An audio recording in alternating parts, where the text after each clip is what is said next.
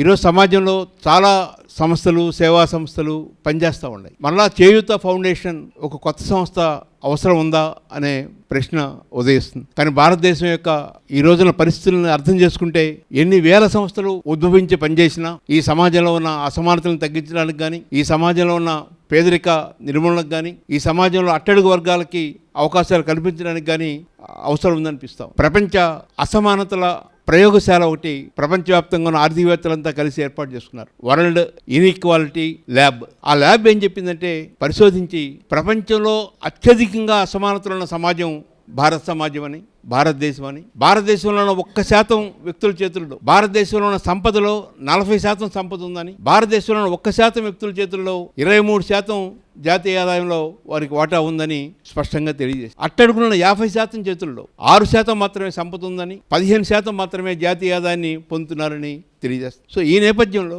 ఈ అసమానతలను తగ్గించడానికి, అట్టడుగున్న వర్గాలకి మేలు చేయడానికి చేయూత లాంటి అనేక సంస్థలు అవసరమని భావిస్తూ ఉన్నాను.